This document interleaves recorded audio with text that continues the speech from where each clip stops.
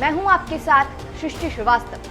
ममता बनर्जी के मंत्री पार्थ चटर्जी की मुश्किलें अब बढ़ती ही जा रही है क्योंकि उनकी काली कमाई सबके सामने आ रही है। लेकिन उनके साथ साथ अर्पिता मुखर्जी भी इस शिकंजे में फंस रही है क्योंकि जितनी भी काली कमाई है वो अर्पिता मुखर्जी के घर से ही निकल रही है। पहले तो अर्पिता मुखर्जी के पहले घर से 21 करोड़ रुपए की नकदी मिली, लेकिन अब खबर ये आ रही है कि उनके दूसरे घर से, दूसरे फ्लैट से भी काली कमाई सामने आई है। चलिए आपको बताते हैं कि इस बार क्या कुछ मिला है। दरअसल शिक्षक भर्ती घोटाले मामले में पहले अर्पिता मुखर्जी के पहले टॉलीगंज के घर से नकदी तो बरामद हुई थी।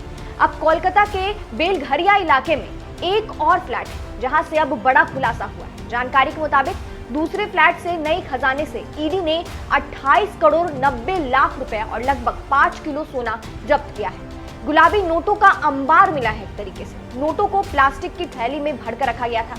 कितनी काली कमाई थी ये आप इस बात से अंदाजा लगा सकते हैं कि कैश को गिनने के लिए कई मशीनें को मंगवाया गया था। नोटों का अंबार इतना बड़ा था कि इसके लिए नोट गिनने की 5 मशीनें मंगाई गई थी।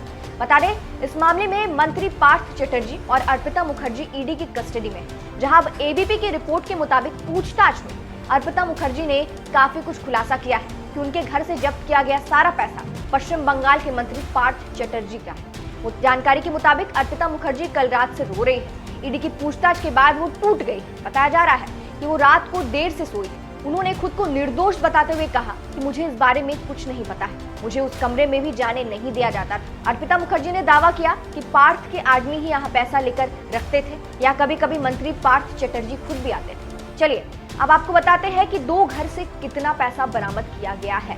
शिक्षक भर्ती घोटाले मामले में मंत्री पार्थ चटर्जी ईडी के शिकंजे पर है, जिसमें अब अर्पिता मुखर्जी भी बुरी फंसती जा रही है। गिनी चुनी फिल्मों में काम करने वाली अर्पिता मुखर्जी के पास आखिर इतना पैसा आया कहां से, ये सवाल है। और पैसा भी इतना कि नोट गिनने की 5-5 मशीनें मंगवानी पड़ी।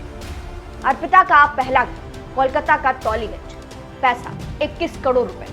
अर्पिता का दूसरा फ्लैट कोलकाता का बेलघरिया, पैसा 28 करोड़ 90 लाख रुपए और लगभग 5 किलो सोना।